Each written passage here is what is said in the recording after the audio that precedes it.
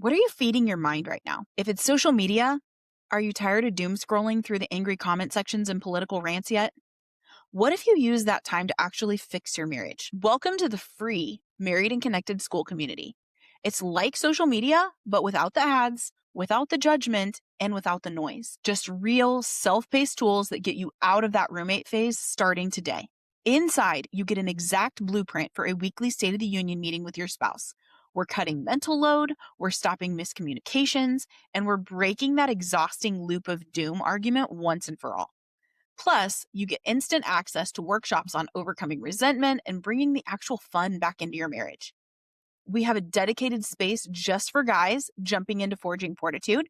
It's a 10-week intensive to help you step into your masculine leadership and become the husband and man that God called you to be. And for ladies joining Edifying Eden, we're stepping out of that controlling, nagging era into our soft, nurturing, feminine era, even if your husband hasn't taken the reins yet. Either way, you can take responsibility for your side of the street. Stop scrolling the internet and start investing in your home. The community is 100% free with options to purchase certain courses. Click the link in the show notes and join the Married and Connected School community today. I'll see you inside. Marriage isn't supposed to feel like roommates, but it doesn't have to feel like a war either. Hi, I'm Kameran Alareqi, certified marriage coach and a relationship expert. Every week on Married and Connected, I bring you real talk, hard truths, and practical tools you can start using right away. Whether you've been married 2 years or 42, this is where you'll find hope, encouragement, and steps that actually work. So let's make your marriage feel good again, starting right now. Hey friends, welcome back to another episode of the Married and Connected podcast. I'm your host, Kameran Alareqi. Today's guest, I'm so excited. I'm always excited to have her on the show. She has been on the show a couple of different times, so you can find her in episode 74 and somewhere in the 80s as well. Today, we're going to be talking about maturity and her new book. So everything before now has been about emotional sobriety. Today is going to be as well, but we're also going to be talking about composure and maturity. So without further ado, I'm so excited. Andrea Vitz. Hi, welcome. Hi, thanks for having me again. I'm excited. I am so excited. You are the only guest that we have that has been back multiple times. So I'm really excited to jump into today and discuss this book that I had the privilege of being an advanced reader on. It's so good. So good. When does the Composure Challenge come out?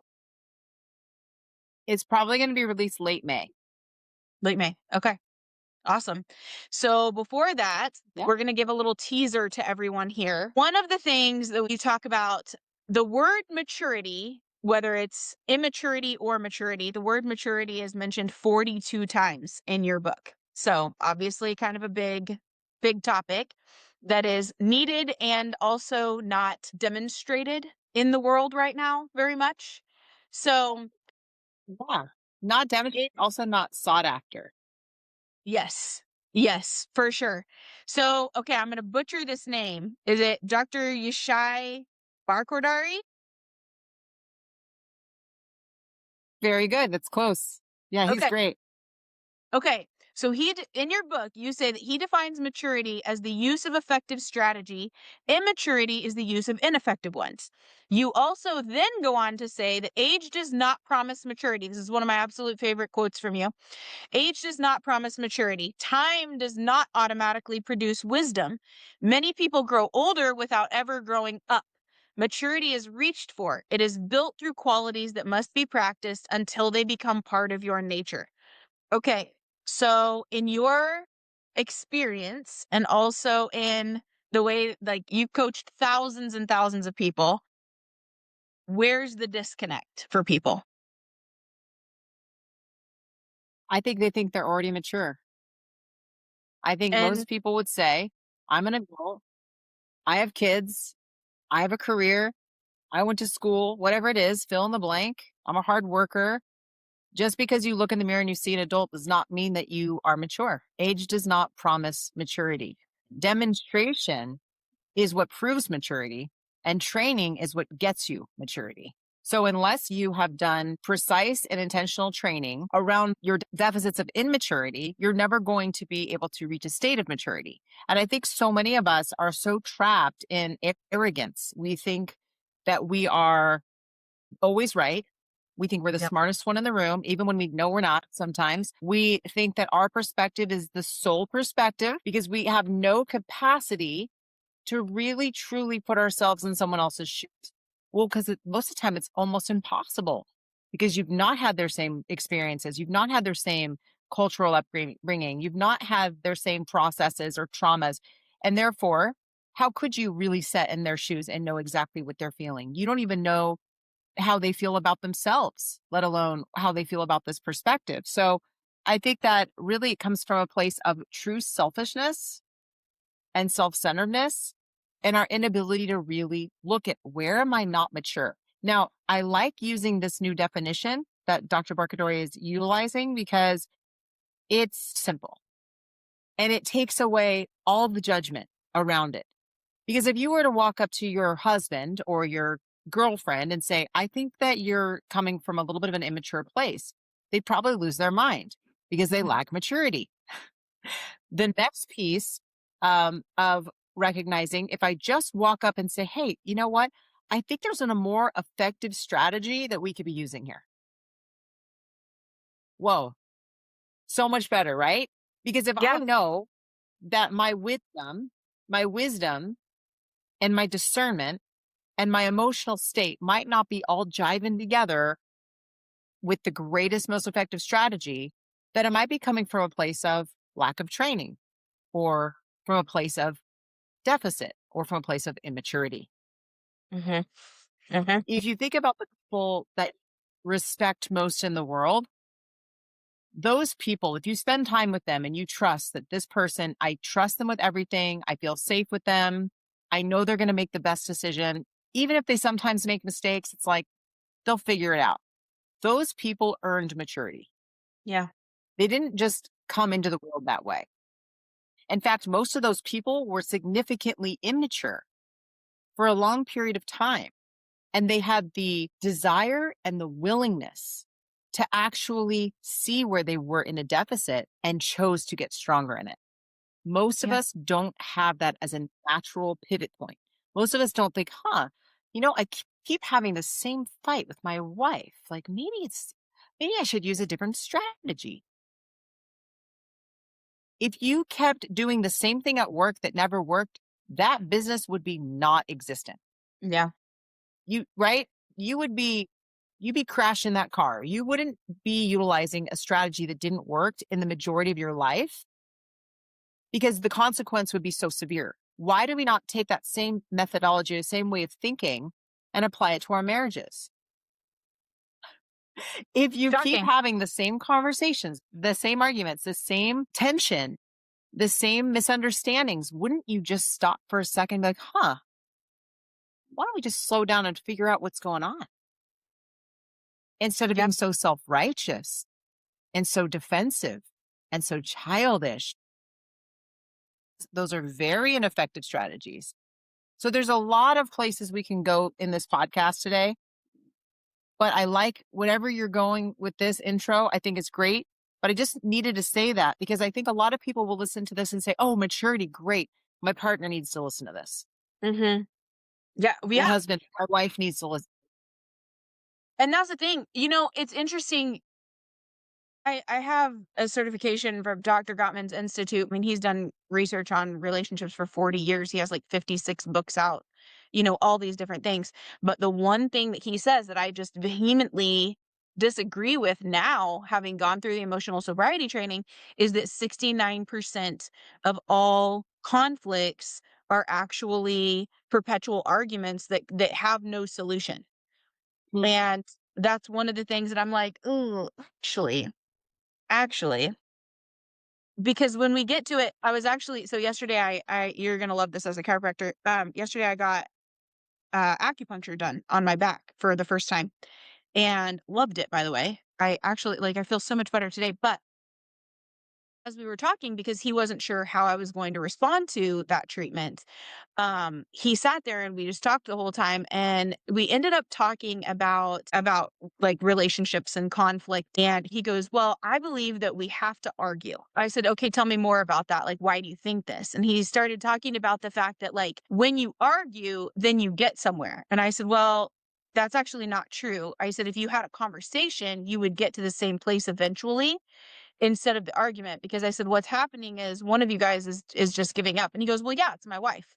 She just gives up." And I said, "Great. And now I would love to have a conversation with her and find out how much resentment she's built because she's just given up over the years, instead of actually having these conversations." And so we actually got to talking, and I said, "When you're arguing, kind of like what you've taught, is you're being self-righteous, you're trying to prove the fact that you're right and they're wrong, or you're trying to convince them to come to your side, that kind of thing."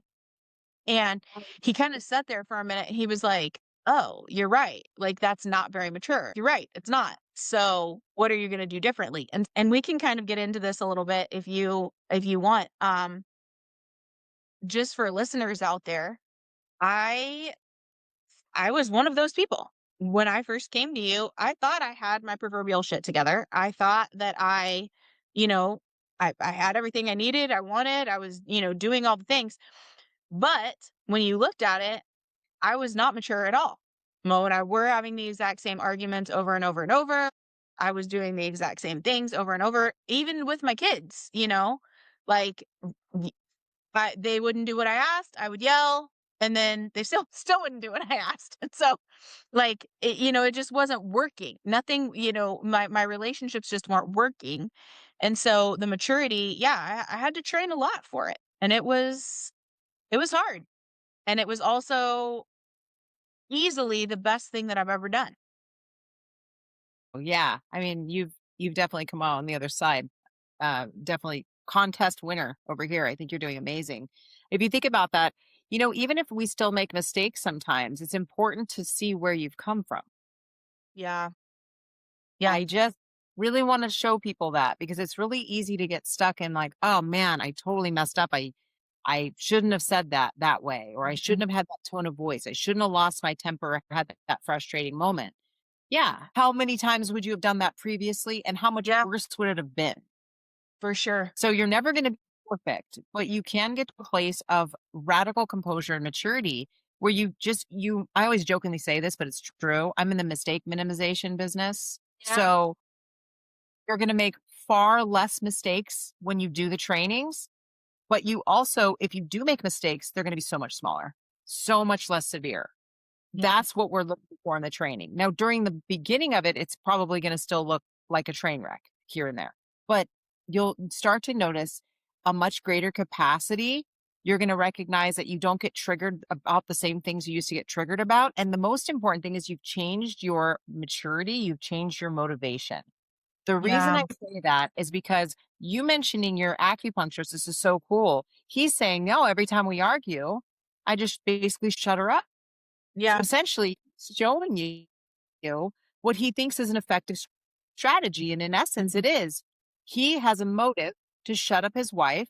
So he utilizes aggressive or big behavior to Yep. shut up his wife. So in Yep. essence, yes, that's an effective strategy. Actually is getting what he wants out of it. His motive is to win and to get his way.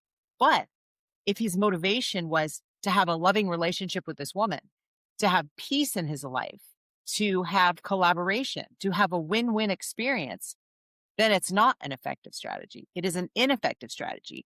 And so I'm glad that he saw that. And it's important to see the difference. Just because you're getting your way doesn't mean you're utilizing effective strategies. So what you have to do is you have to look at what's my motivation? What do I actually want? Because if you're still doing the same things and still getting the same results, then you're not actually getting what you want. Mhm. That makes Yeah. sense. If you can say that you want it to go your way, but I'll tell you something. If you aren't in a relationship that's based on trust and safety and commitment and compatibility and all the things that you've worked for, you'll never get what you want anyway. That's You're true. never ever going to get what you want. That's true. And I feel like a lot of times we use our ineffective strategies because they seem easier. Why do they seem easier? There's less resistance to use them because they are our default training. They're the way we learned to be in the world by watching the people around us and how they survive. So if I don't even have to think about it, I can shame my husband, right? I don't even have to think about it. I can slap my, it just happens. But let me tell you something, that feels like an easy solution and it feels like the right strategy to get what you think you want. But in reality, it's going to make your life infinitely harder than if you chose a more challenging rep to do something differently in that moment, and it makes your life easier. I'll give you a good example of this. The things that we do to make our lives easier that actually make our lives way harder. Caffeine is a good example. Ooh. Yep. I'm drinking caffeine because I can't wake up in the morning. I need to be awake. I need to be alert. I need to be on. Okay, you're on drugs. That's why you feel on. Okay. Yes. Well, what's going to happen? It's going to dismantle your metabolism. You're going to be pulling from your adrenal glands. You're going to have chronic fatigue and depression later in the day. You're going to feel like you get some things done here and then you've got nothing left. And so you're going to feel like you're procrastinating and you're failing. You're way more likely to lose your temper because you're irritable, restless, and discontent because your nervous system is in disarray from the drug that you've consumed and now are withdrawing from. That's just one thing that we do every day that we think makes our lives easier when in fact makes it so much harder. So much harder. Alcohol, same thing. We think it makes it easier. It makes it harder.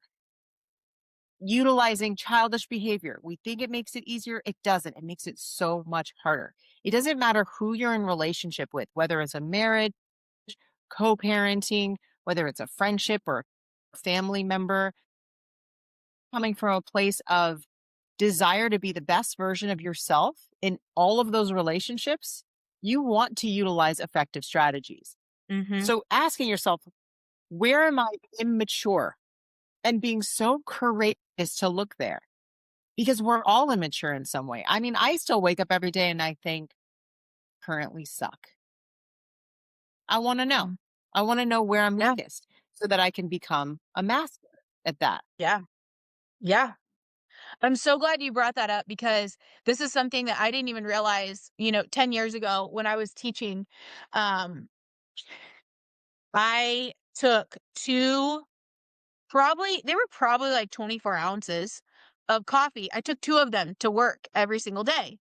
And I would drink one in the morning and then I would drink the other one while I was doing bus duty at the end of the day, like 2:45-ish.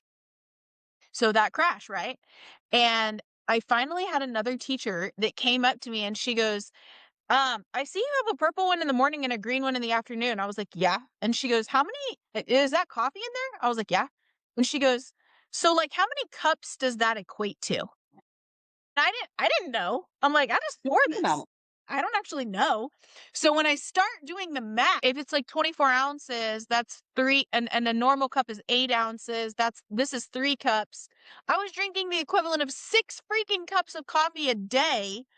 And then I would go home at night and wonder why I was still wired and couldn't go to sleep because I was still jacked up on caffeine. And not in a productive way. Yeah, it wasn't productive at all. But this is what kills me is that if you really think about it, and I think that this is the problem, is that we live 95% of our life on autopilot and don't even think about like, okay, how many cups is this actually? What am I eating actually? What am I consuming actually? And in any capacity, from the radio, from, television, Netflix, whatever, food, drinks, etc. But like talking about Americans, we drink caffeine as an upper in the morning, and then we drink alcohol at night as a downer. And we eat sugar in between. And we eat sugar. And we're calling it survival. We're calling it pleasure. It's the only thing we live for. Yeah. We're so out of touch with our purpose and our unique ability to serve others and like the best of what we have in ourselves to serve others.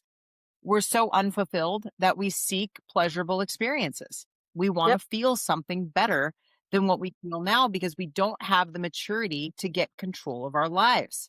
Our relationships are a mess. Even if you think, oh, these relationships over here are really good. It's just my wife. It's just my husband. That's the problem. I promise you it's not. It's just not. where the real you comes out. Yeah. I'm just saying, okay, that's where you feel laziest because you know they're not going anywhere. That's Mm, usually what happens. And so I really want people to understand there's a reason, just using caffeine as an example, I don't want to bash on it too long, but like there's a reason they would call like a Monster energy drink. yeah. You might think it means you're going to be like this big tough monster at the gym. But honestly, it turns you into a monster by the It end of really the day. does. Yeah. No, I never thought I'll about tell that. you, I was a Interesting. caffeine is a huge producer of anxiety and agitation. And the thing is the person or the people you have the most contact with are the people that you're going to blame that agitation on. So, for example, Cam, if you're like my sister and I talk to you every day at 6 p.m. and I've been drinking coffee all day and Mhm. not eating throughout the day, and I'm not doing so many things, I'm not fulfilled in my purpose, I actually have a 99% chance of snapping at you during that conversation and making Yeah. it about you. So this is super important that we use effective strategies that we're mature enough to look at what am I actually doing by my own hand that's contributing to the chaos in my life, that's contributing to the problems in my life. It's so easy to justify my reactions. It's so easy to justify why I hate this person, why I'll never talk to them again, why they're the problem. Oh my God. It's usually not the case. It's usually coming from here. Yeah. Coming from It's inside you. yeah, until we have that ability to look and actually change it and have the humility when we can overcome that heaviest lift is getting over that arrogance. Because we Yeah. don't want to think of ourselves as arrogant. We really don't. We want to think of ourselves as humble and kind and good because I think most of us are kind inside. So let's just figure out where we're being ineffective in our strategy. If I could just slow down and listen, if I could just actually hear what this person's saying to me without making it about me and without making it about something I've done wrong or being a criticism. If somebody's upset, listen, because if they're upset, you either hit a wound or they don't feel heard. If you just listen and then repeat it back to them, they will calm down. Yeah. I would say almost 100% of the time. Spouses don't seem to learn this lesson. They're so preoccupied with their own emotions and their own intoxication and wanting to get their way that they can't physically listen. It's almost Yeah. as if I listen, then you won't hear me. Yeah, and that's huge. I'm so glad that you went there because in reading your book, I'm going to start on the end of page 145 of the book and go to 146 because I read this page like 6 times and every single time I was like, "Holy crap." So in talking about the triggers and in like hitting a wound, I also think it's a lack of care that we care more about our own triggers than we do about our partners, and so that keeps us from being able to listen. Okay, so page 145, you say, that means you no longer wait for the trigger and then try to fight it. You train yourself into someone who cannot be easily knocked off center. Either you will or you won't. You are standing at a decision point, a confrontation with who you've been and who you are willing to become. Are you going all the way into your emotional sobriety or remaining in orbit around your familiar norm? If you remain undecided, hovering between a new chosen identity and intoxicated familiarity, you create the conditions for continued confusion. You now know better, but your ego does not dissolve easily. You may still be getting something from your patterns. Fear feels safe. Resentment feels like home. Blame feels easier than responsibility. The chemistry of chaos is the only form of connection you have practiced. I once told myself, you say you want peace, clarity, and joy, yet you are not doing what those require. Stop pretending they are your priority. I realized that when emotional sobriety is not pursued at the level it demands, you are not committed, you are interested. Yeah. Can we just take a pause and really absorb that? Because I think that right there is what is missing from the entire world. We say we want one thing, but what we're doing doesn't actually support the reality we say we want. And I love that you talked about blame because it feels easier than responsibility. I was reading something the other day. There was a teacher for high school that said, listen, you guys are 14 and 15, but 150 years ago, your grandparents were married, had children, and were running an entire farm. You don't have that responsibility, so not getting your homework in, you don't have an excuse. And I think that's where we've gone off the map is that, and Coach Ted O'Neill would love this, is basically we've become snowflakes. We've become weak, trying to constantly look for and not actually training for what we say we want. Gosh, I just love this page. I love what you just said because what you just said proved my point. We do things that are easier, which have made our lives much harder. Convenience has destroyed Americans. Oh, for sure. For sure. 100%. 100%. We're little children. Yeah. I want to take this last sentence that you say, where you say, stop pretending they're your priority. How often do you feel like you are working with someone that is interested versus being committed? 85% until I get my foot far enough up their butt. I mean, it's just, yeah, most people are at least just interested in having the power over somebody else by saying they're emotionally sober just because they've read about it, or by having some kind of semblance of control over themselves because they think they're working on it. Well, let me tell you something. You're not working on anything. You're avoiding it. When somebody says, I'm working on it, I hear, I'm currently distracted by these other things. Because you're either doing it or you're not. Whatever it is that I can, yeah, it's easier done than says that every day. It's easier done than said. We've been talking about it now for 2 years. Yeah. Yeah. Okay. Wouldn't it be easier just to do it? Okay. Dive into that because I think this is something that listeners need to hear as well. Because again, commonplace to say it's easier said than done. But and Coach talks about this all the time. And he says this every day. It's easier done than said. So talk about that. I'd love to, and I'd love to use you as an example. I want you to think about all the conversations we had over the course of months where you would bring the exact same scenarios, situations, and circumstances over and over, and we'd have the same conversation. I said, if you just do this, that will change. And you would feel justified. You would feel like you had to do it the way that you've always done it. The second you did it differently, life changed. Everything changed. Everything changed. So wouldn't it be safe to say, or fair to say, that if a year before, a few months before, you had just done instead of talked about doing it, it would have been easier? Yeah. Yeah. It takes that decision point. So I say to people, you're not prioritizing it. You're just interested. Emotional sobriety, maturity, and composure are very riveting topics. They're so sexy. Think about them. They're very delicious. Man, that sounds good. I want to be the most composed person in the room.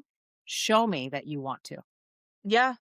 And show me that you want to because you are. Humility, vulnerability, all of it. All of it. All of it. Yeah. I mean, we're just utilizing that for now, like maturity in essence. But yeah, all those things go together. But I want you to think about that. If you're not using effective strategies, it's because you don't know how to think. You don't know how to use critical thinking, clarity, and discernment to choose a more effective way. And so why would that be true? Because I'm sure you can utilize critical thinking in other areas. Well, it's not true because you don't have control over your body. You don't have control of your body. You don't have control of your emotional state. And until you have control over your body, by doing the things that are the foundation, like step one, remove the disruptors from your life, removing the things that you're taking in by your own hand that are dismantling your emotional state. And you're saying, it's not that. Trust me. That's what addiction sounds like, by the way. Yeah, it Don't is. take away my coffee. Don't take away my sugar. Don't take away my alcohol. If you aren't mature enough to remove the poison from your life that dismantles your emotional state and therefore your most important relationships and keeps you out of critical thinking, discernment, and clarity, and all the other things I'm going to talk about in a minute, you're just doing yourself and others a huge disservice, and you're exposing your weakness. You are. And I'm raising my hand. I used to be very weak in this department, but you're exposing where you are the weakest version of yourself. If you're still reliant on something outside of you to give you energy, to relax you, to get you through your day, you are not strong. Yeah. You got to remove the crutches. You got to remove the addiction cycle. People ask me this all the time, like, Andrea, you're so committed to growth and you're so always moving forward and progressing. And I tell people, I think we're all designed for that. There's just one problem. Evil is real. Mm-hmm. Evil is real, and it looks like distraction and addiction at this time. Distraction and addiction. When you are on your phone constantly, when you are consuming drugs constantly without even calling it drugs, and when you are self-centered or godless, there's no way to grow. You're going to be convinced that you're good enough. I'm telling you right now, unless you have a consistent sense of peace in your life, you've not done enough. There's significant growth to be had. If people in your life, if there's anyone I could call that's in your close circle that doesn't feel safe with you, then you got work to do. Yeah, for sure. For sure. And not like a criticism. It's like an invitation, because I've been there. I was a nightmare. Like I said, I mean, Same. I'm the first person to tell you guys, I was insane. I was not a mature, composed person. I was terrible in romantic relationships. I was a liar. I was manipulative. I was critical. I was jealous. I've said it all before, but I love to flaunt my failures so that you don't feel alone, because my defensiveness in my childhood, oh my gosh, I was really, really hard to take, but I was a good person. See what I'm saying? Like, Yeah. my center was still me. And no one else could believe it. Andrea, there's no way. There's no way that you're defensive or you're childish. Trust me, I was. And it took training to get better. But more important than that, it took prioritizing it. What does it mean to prioritize something, you guys? What does it mean? What does priority mean? Priority means to put first. To me, emotional sobriety comes before using the bathroom. That's a priority. I've always said that you have to want it more than you want to breathe. Like that is the priority. You have to want it more than you want to breathe. And honestly, I think it took. So I started with you, in April, and I definitely didn't prioritize it. I was interested. The decision point came because I had and when you were saying earlier, like, coming to you with the same exact circumstances, I want listeners to understand the nuances were not the same. The details of the argument were not the same. But again, what I tell my clients all the time is the problem is not the problem. The problem is deeper than the problem. So if you look at, you're not fighting about money. You're not fighting about, childcare. You're not fighting about who loaded the dishes in the dishwasher wrong. You're fighting over your own emotional insobriety, your own self-beliefs, your triggers, what you want that you're not getting, something that's deeper than that. And so again, had another argument that was like huge, and it was one of those situations where it was okay, that was the decision point of something has got to change because I don't want to live like this anymore. And it was it was big enough, and I don't even remember what the argument was about. It doesn't even matter. Like, it was probably something small and stupid, but it was that point where it was that I don't want this anymore. I want a different life. The small and stupid turn into monumental gaping wounds. Yeah. because they expose your monumental gaping wounds. And I don't want to sound all sensitive and new agey about this. I want you to understand your wounds are just the way that you've always believed and perceived things about yourself that create a ton of chemistry when you experience it. I'm not good enough. I'm not Yep. important. I'm not perfect. I have to be perfect to be loved. If I'm not loved, I'm Mhm. not safe. If I'm not perfect, I'm not safe. I'm going to be abandoned. I'm going to be tricked. I'm going to be betrayed. I don't have anyone on my side. I'm alone in the world. That could be over nothing. Mhm. Hey, move the barbecue could turn into a devastation in your body. Yeah. Your brain doesn't see it as a barbecue. Your brain sees it as betrayal. Yeah. And that's a huge problem. And you can exceed the problem because your problems become predictable. If you know that feeling when the tension changes in the room, that's a problem that's predictable. You know exactly where it's going to go. Why? Because the past shows you the future, unless Mhm. something magical takes place in between. Right? So there's a solution. But what you're describing is there's all these different unique situations. There's all these different ways he said it, but you don't understand because then there's also this influential part and there's the bank account, but then there's also my college education and there's also the kids and there's also the way that his mom is toward me. All of it doesn't matter. It's a different situation. It's the same in sobriety. It's a different situation. It's the same immaturity. You can't handle your life. You have to get stronger in the areas that you can't handle. If you can't carry a suitcase, you're not strong enough. It's not a personal criticism. It is not even attack. It's just observation and objectivity. If I can't carry a 50-pound suitcase, I'm not strong enough to carry 50 pounds. If I start training and I now can carry a 100-pound suitcase, that 50-pound suitcase is nothing to me. Yeah.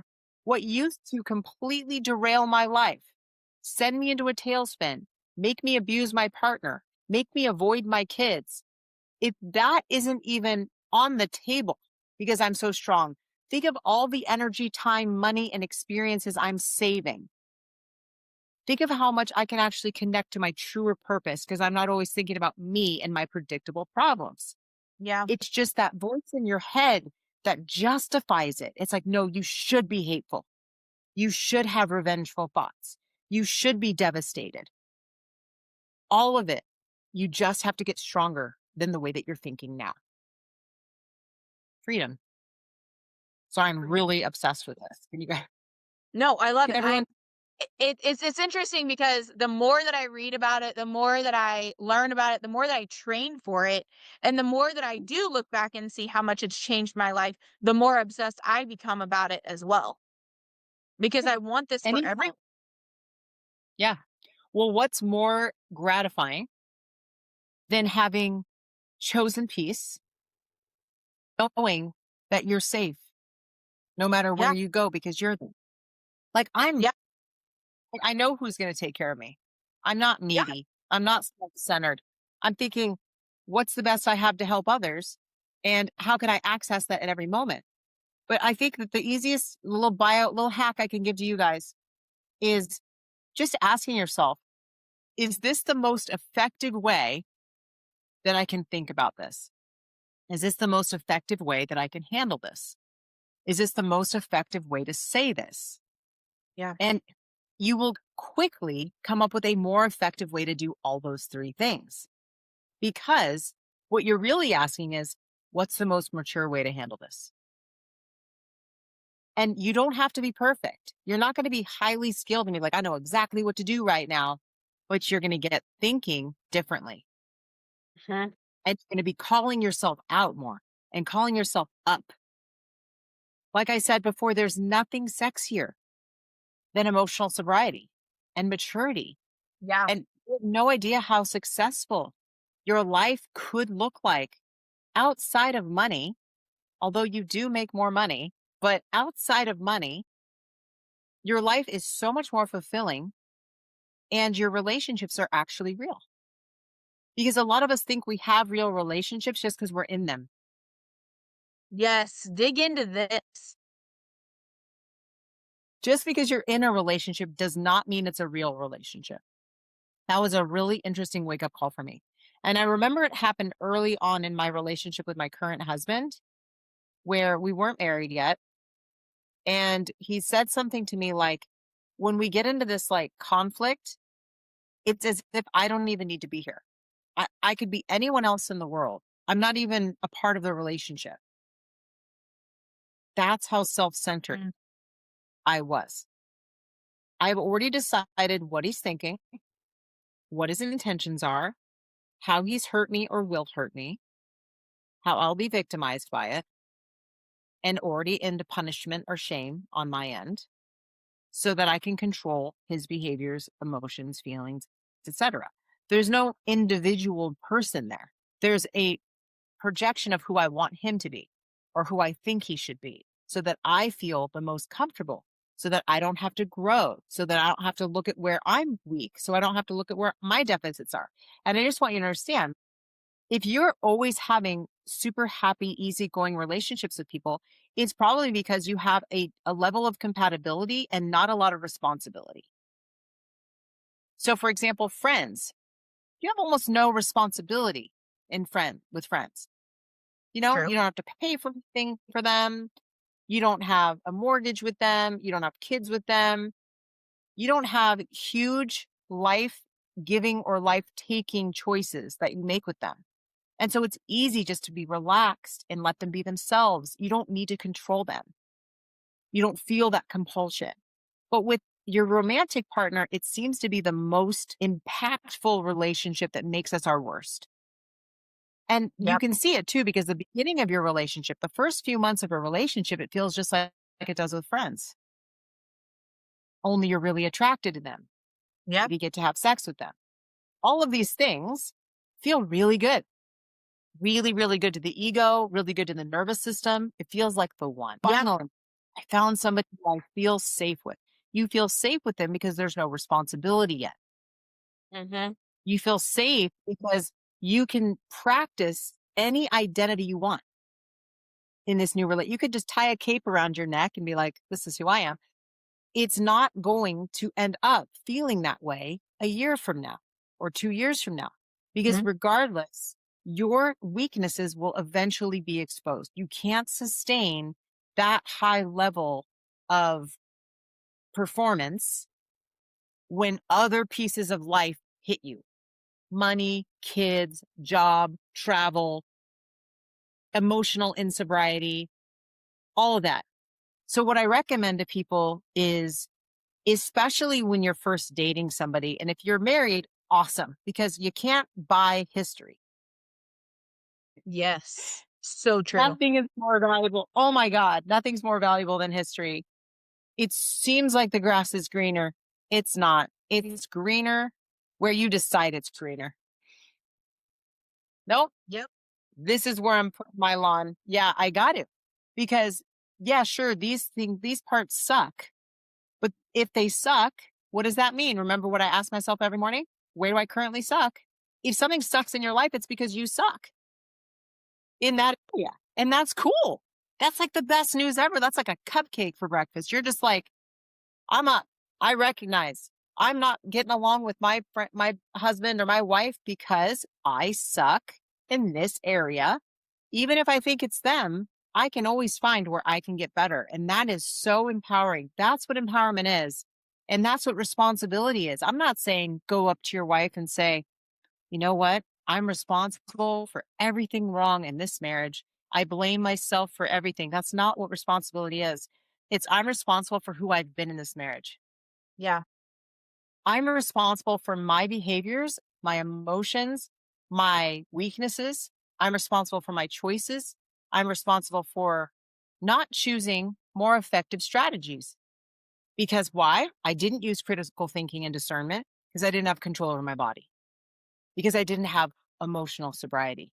Because I wasn't aligned with a very fulfilling purpose. I didn't know who I was and I didn't know who you were. I didn't know that the unique qualities that you possess are something that I need to balance me out in a marriage. Because when you get married, you are like one person. So you better bring people together that are unique. What do they say? That you're greater than the sum of your parts? Yep. If you bring two people together and you have unique character traits, unique skill sets and strengths, and you utilize each other's without judging each other for being different, without being frustrated with each other for doing things a different way than you would, now you have collaboration. Now you have a superpower. You can divide and conquer. You can take over the world because it's like having 5 people in your Yeah, marriage. it is. It is. It's so powerful. Turning toward each other with that new motivation of maturity and composure and truly choosing to be kind and protect the person. When you're focusing on protecting someone else, you're automatically safer. Like if I was a husband, all I would do is make sure my wife knew she was safe with me, she could trust me, and that I thought she was beautiful. It's that easy. It really is that easy. And what's interesting to me is, and actually, Mo and I were having this conversation last night. When you become emotionally sober, you actually love people so much more deeply. And he asked me why that was. And I was like, I don't actually know the answer to that question. So can you because answer you're in reality. Yes, I can. Well, one thing, when you're mostly sober, you're present for the first time. You have so much gratitude. You're not stuck in self. You're not constantly flooded with negative emotions. You feel high all the time. You have a connection, a spiritual connection that is much stronger, and you're more altruistic. You have this ability to see people and understand. And when you become emotionally sober, this is the biggest part. You reach a level of humility, exposes all the places that you've sucked and made mistakes, and helps you understand other people infinitely better when you do that. And so when you see somebody else who's still struggling in that infancy of their struggles and their weaknesses and their immaturity, it's like you see through it in a different way. You have more patience, and it's not like loving a little kid, but it's similar. It's like you see their essence because what they're doing isn't about you. And so I know you've told me that you love Mo way more than you did even when you were, together, and like totally different. I think, when you get with somebody and like you were talking about earlier, and like you think you love them and you think they're the one, and but again, it goes back to priorities too, is that when you become emotionally sober, your priorities almost change, and you're so humble and like you see them with a compassion that you never had before, because you're not thinking about yourself. But also, you do. You just love that person so much more that when you look back, you realize that your love wasn't even love. It was just choice and infatuation. Yeah. Yeah. Like this person's good looking and we have fun together. Yeah. I think that everything else in the beginning of a relationship, because I've coached couples for years, and I've not met one couple that said, we sat down and we asked ourselves, like, what are we going to be about? What are our principles? What are our values? What are our non-negotiables? What's our mission? How are we going to overcome hardship together? Yep. What happens if we lose all our money? What happens if we make a ton of money? Who are we going to be together? What's our commitment? What's our absolute no and our absolute yes? And that doesn't change. No one does that. And if we were just to do that, first of all, most of us aren't even mature enough to make those decisions. And that's why my husband and I always say, no one's really qualified to be in a romantic relationship. I say that too. But you can qualify yourself while you're in a relationship. And it's so beautiful watching two unqualified people who've experienced the consequence of being unqualified and making that leap anyways. And unfortunately having kids too, and the pain that they have to endure because of our lack of qualification. But watching those two people overcome themselves together and doing it with grace and watching them hate each other and then be totally understanding and then hate each other and then having a huge humble experience and reconnecting more than they ever could have had they not made mistakes. And so it's really a process. And I think what you're describing is, why do I love him more now? If you're emotionally unsober, you're really driving from a place of selfishness and self-centeredness. You're driving from a place of opinion, your own perspective. You're from a selfishness, a neediness, like fill my voids, give me the attention, make sure that I'm safe. You're coming from a place of arrogance, and you're coming from a place of a lot of hate. Yeah. Most of the time, or victim mentality. And so when all that's gone, or even when 50% of that is gone, it's like a new world.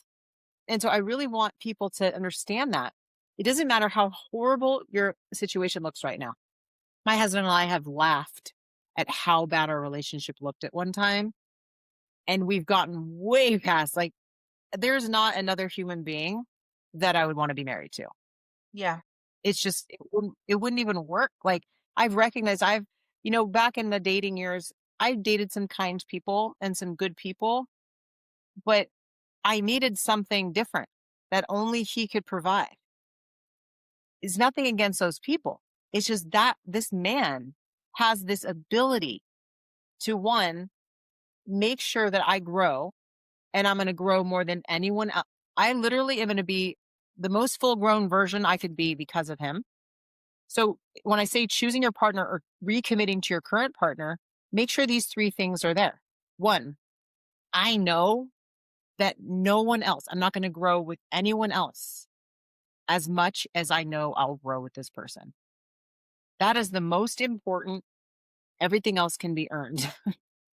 The next one is, I know, even with the crazy, I respect this person more than I'm going to respect anyone else in the world.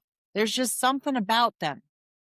I look up to them, like they always make me feel like I'm proud that they picked me because of their respectability. It's not even about like, I'm proud to show them off. I'm proud that they picked me because I know they have high standards. Yeah. The next one, right? Especially now, especially knowing how crazy I can be. I'm just so into this person. The last one is love, choosing to love that person more than anyone else in the world. But notice I said choosing. Because it is a choice. It's a choice. So here's an example of this. So I have a unique belief around flying in an airplane. I decided when I was very young that it's terrifying and I should never do it. I don't know where that came from. Maybe it was my grandma. Doesn't matter. Terrified of flying. So I have these opportunities that come up for me where I can fly and I can travel and I can speak, or I can travel and I could help people, or I could travel and learn from my mentors. There's all these opportunities for me, but I have to travel away from my hometown to get there. So if I let my fear of flying or my belief that I shouldn't fly get in the way of that, is that coming from a place of strength or weakness? Weakness. It's coming from a place of weakness. When I'm utilizing a mature outlook or a different strategy, a more effective strategy, I would always want to choose strength. Mm-hmm. Right. Because every time I choose strength, I'm getting stronger, which means I can lift that 50-pound suitcase a lot easier. So I've decided that I love flying. I just decided. I love it. I found it's that easy. Yeah. And I found all the things I can love about it. Oh my God. Okay. I'm up high. I'm up in the angels territory. I'm hanging out in the clouds. Nobody can get a hold of me. I can relax. No one needs me right now. There's nothing I can do. I can sleep. I can write. I can create. I'm way safer than if I was driving. Maybe I meet somebody who's cool on the flight. And I love airports. I just don't like flying. But I'm changing that just by deciding. And if there was ever anything, like maybe we hit turbulence and I'm like, oh God, we hit turbulence. What if I liked that? What if I was confident and composed in the moment of turbulence? Who would I be then? How would I experience it then? You can do the same thing with your partner. I could actually become somebody who's like a jet setter, who's like, I'm bored. Can I come visit you? Like, I got to get out, I could become that person just by deciding. Because there's plenty of things to love about your partner. Plenty. Or you never would have married them. Yeah, that's true. No, and it's that simple. And this is what makes me, it almost makes me laugh with all of the couples that I work with, is that they will come to me with so much negative sentiment override where nothing their partner does is right. There's just so much judgment and expectation there. And by the time they're done, they've gotten over that. But in those moments, I'm like, do you not see, how they help and how they're kind to you and how they, like, this man gives you a foot rub every single night and you're still griping about him? Like, I'm sorry, what? Like, I don't know. It doesn't, now that I'm on the other side of it, I also see how I did the same thing in my own marriage. How I saw everything as like, you did nothing right. You like, you can't even load the dishwasher right. What the heck, And now I'm like, who gives a shit? Like, if the dishes aren't clean, run it again. Like, who cares? You know what I mean? Yeah. It's just so much easier.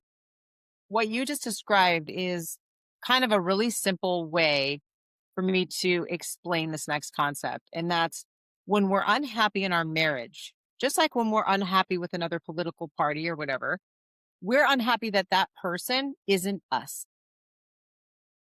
Yeah. Now I want you to think about do it better. I want you to think about that. I want you to really get real with yourself and let this humble you a little bit, because that's why I'm here. Think of the arrogance in that statement. When you don't like the way your partner does something, the way that they've done it before they even met you, then you just married somebody to create another you. And that's not So effective. true. It's not It's effective. an ineffective strategy. Plus, trust me, you don't want two of you.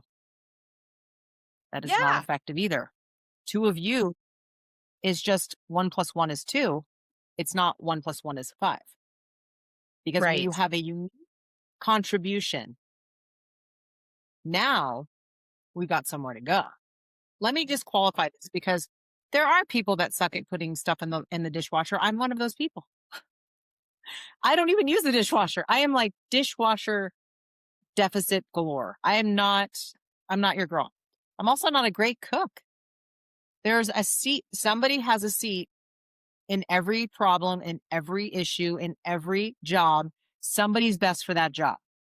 And it's the same in marriage. It's the same with domestic work. It's the same with everything in your company and with your teams. That's why it's so essential, and the most effective strategies that we teach in integrated human mastery at Lifted Academy. If you don't have physical command, your command over your body, your cravings, compulsions, and mental obsessions, you can never have clarity, critical thinking, and discernment. And what does that clarity and critical thinking and discernment do? Well, it allows you to open your bandwidth. Now you can handle way more information.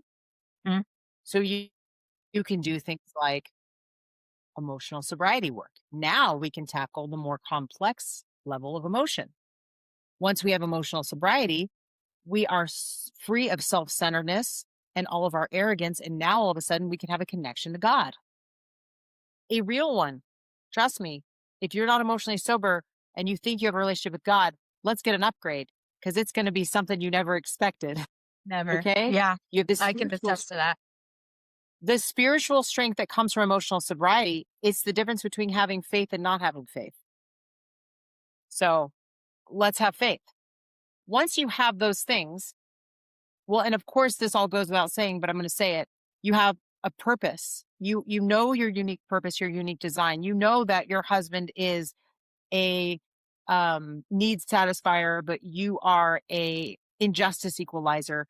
You have two totally different convictions, or two different natural advantages. One's a teacher and one is an overseer, right? One's a builder and one is a truth teller. They're all different by design to give you a unique experience in the world and to be collaborative and to forward the progression of the human being. So if we don't know each other's purpose, we just get frustrated because you load the dishwasher wrong. Do you? Or do you do it in a different way? Or is it just not your purpose? Is it not aligned with the way you're designed? Somebody who's a need satisfier in the way that we define purpose is going to be a much better loader of the dishwasher than somebody who is a desire fulfiller. They might be better at creating the dinners. So it's knowing your role in the most essential way, not just you're the woman or you're the man or whatever. It doesn't matter. Your purpose is what matters. And when you do those jobs, you're going to be so much more fulfilled because it's in alignment with what you want to do. It's the best of what you have. And when you do what you're good at, you're going to have fulfillment. How many of you out there know the sweet spot that I'm talking about? You come home and you literally feel like you have a cape on. You're like, I'm leaving work. I'm like, I rocked it today. I helped that person, or I just got off this call and totally changed their life, or I helped my kid through that like a total pro. That's part of your purpose. Yeah. You just need to learn how to name it, because once you know it, you can do it every second. So purpose, physical command, critical thinking and discernment, emotional sobriety and emotional fluency, spiritual strength. What does that do? It brings us to relational strength or relational mastery. Now, all of a sudden, all of my relationships are easy. Even my spouse and me have an easy relationship. That's my person right there. They're my best friend. I know I'm going to grow with them more than anyone else. I know I respect them more than anyone else. Even with our horribly painful history, our future's looking great.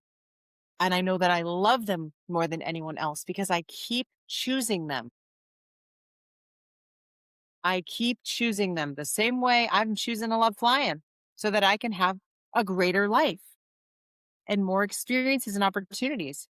And what happens when you have relational mastery? Well, you save so much time, so much energy, so much money, and you have so much fulfillment. Now you have societal leadership. Now people see you in a group and they come stand right next to you. They're like, who are you? You don't even have to talk. They just want you to lead them. They're like, your energy, how you hold yourself, your composure, the way you handle that, the way that you present yourself to the world with dignity and with poise, and the way that you treat other people, it comes so naturally. They start to become so attracted to you, and you can become a far greater leader. I've never actually heard of a great leader who's known for their immaturity. Same. Or their lack of composure. When you think of the greatest leaders, the most effective leaders, composure, maturity, humility, because the strengths are harder to attain. That's why you have to be strong to attain them. So these are all very effective strategies. When we have all of those things under control, when we've integrated our human experience, our physical, mental, emotional, and spiritual, that can take complete dependence out of our life. I'm now not dependent on my wife or my husband. I'm independent.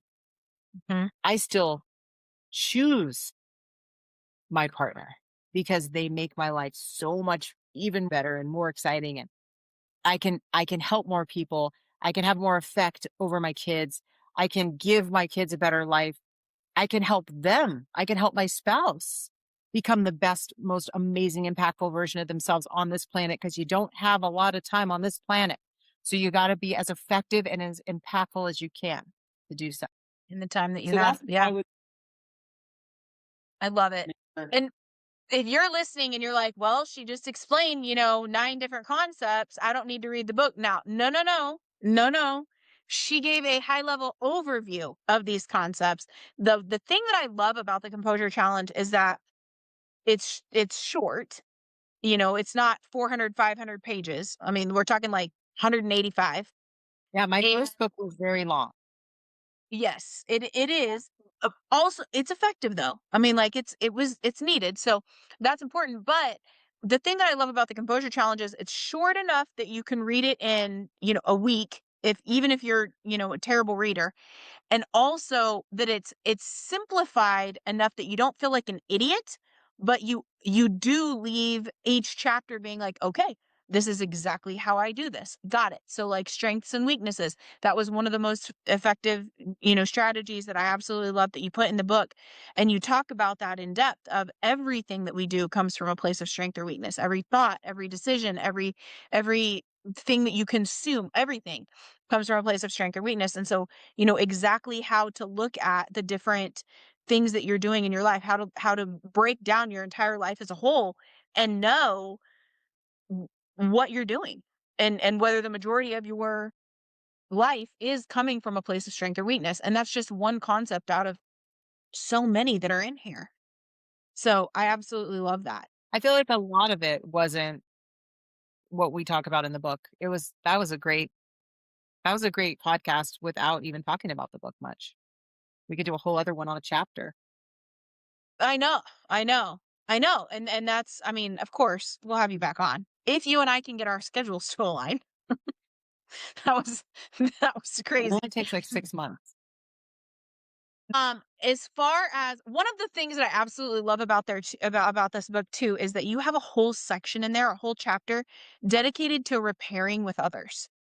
That is something that most marriages do not have, and that is so important. Repair is so vital. So that's one of the things that if you get the book for nothing else, like make sure you know how to repair for the love of God. Oh, wow. I So, mean, here's the thing. Talk about effective strategies. If you are in discord with your partner or with anyone in your life, and you just look at what did I do? What did heart. what did I do that could have potentially hurt them? And if they're talking to you loud enough, it's because they're upset, which means they were hurt. Most of the time angry, but we're really sad. We're really hurt. We're really Yeah. embarrassed. We're sad, afraid, or embarrassed. Most of the time in marriages, especially, it's embarrassment because we want our partner to think we're perfect. We want our partner to be proud of us. We want them to love us more than anyone else in the world loves us. And when there's any kind of conflict, it feels like they don't love us anymore. Think about how immature and ineffective that is. Instead of, hey, I need you to treat me this way because I want to stay in this relationship with you, or because I think you're such a great person that this is just one area that I get hurt. We see it as this isn't it. This is the end. I'm devastated, or I'm embarrassed. I'm a total loser. I'm a piece of crap. I can't believe I can never do anything right. I might as well just leave. Yeah. Yeah. That's true. And I see it every day. And this is what I help couples work through. Just saying, here's what I did. I'm sorry about that. And here's what I'm going to do to make sure it doesn't happen again or that it happens way less often. Yeah. And if it does happen, it's going to be less severe or I'll catch it sooner. I won't do it for 3 hours. I'll do it for 3 minutes and I'll catch it sooner. And then I'll almost do it and I won't do it. And so just know, like, I think a lot of our conflict in marriages comes from the hopelessness and the helplessness around our belief that we can change. And so we might as well just leave. I mean, how many times have you heard couples say, I'm just going to leave. We're never going to get through this. That's a combination of hopelessness, helplessness, and just your overwhelming emotional intoxication. And the feeling like I can't get through this heavy lift. Even if I think I know what to do next, I can't make that choice right now. You are literally in an addictive spiral where do not have the power of choice and you are going to choose to flee the situation. The brain sees it as a life-threatening thing. And so it will just ask you to leave. How many couples do you know who threaten divorce or separation whenever they fight? Every single one of them that came to me, that has come to me so far, hundreds. Yeah. And it not only does it create a devastation in the person who hears it, but just recognize when you hear it, it's because the other person is devastated. So as we wrap up here, what is what is the one thing that you want people to know about maturity, about the Composure Challenge, about emotional sobriety? I want people to know that they are built for more. They just need the right map. So My second book, called The Composure Challenge, is exactly that. I'm challenging you to become the most composed version of yourself.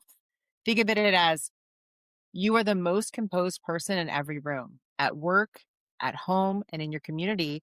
And really tapping into that maturity level that you didn't even realize you were lacking. Yeah. Because when you can fill in the gaps of that in that immaturity, if you can fill in the gaps, your life will become so much easier and fulfilling. And I was born to help people do this. I feel like it is my life and my destiny. And so if anyone needs my help, you can email me, Andrea@liftedacademy.com. Just know that you're not alone. You're not alone. I love you. You are totally supported. And I know you can do this, or I wouldn't challenge you to do it. Love it. Love it. And I'm a living, walking testimony of it. So yeah. And everything that she said is absolutely true, you guys. Like, your life does become so much more peaceful, fulfilling. The gratitude. I've never in my life been so grateful that it's brought me to tears. And that has actually happened a few times over the last couple of months. So it's incredible. It's absolutely incredible. So thank you so much for being here today. I appreciate you so much all the time. I mean, I know we talk almost every day, but I just appreciate you and appreciate you being on. Hopefully people will be brave and sign up and become emotionally sober, because it is by far the easiest decision that you will ever make if you're actually making the decision and not just being interested. Yeah, absolutely. And I hope to see you at our next marriage retreat. Maybe you could speak there. It'd be so great. It would be super great. I would love that. Thank you. Thank you. Bye. We've all seen it. The messy social media messages, the public tea spilling, and the absolute embarrassment of finding out that your life is a lie through a Facebook post or an Instagram message that your spouse thought was hidden. What if it didn't have to be like that, though? What if you could find out before their affair got too deep? Statistics show that over 20% of marriages deal with infidelity, and most affairs last for years because they thrive in the dark. It's time to turn the lights on. Verified.com is the world's first searchable relationship registry. It's not just an app, it's a digital boundary for your marriage. When you register your spouse on Verified, you are claiming your relationship on a global scale, whether you're talking, you're dating, or you're married. If another man or woman is being told your spouse is single or divorced and they search for your spouse on the registry, they find you instead. Now, here's the game changer. Verified allows you to speak one-on-one and directly with that other person. No gaslighting from your spouse. No he said, she said. No, oh my God, you went through my phone. How could you betray my trust like that? And zero social media drama. Just the truth, person to person, before things go too far. Don't wait for that gut feeling to become a nightmare. Because even if you think your spouse would never, there's an even better chance that you just never know. Register your spouse today using the link in the show notes and lock in your legacy to protect your peace. This podcast is for educational purposes only and is not a substitute for professional counseling or therapy. Every couple story is unique, so take what's helpful and leave the rest.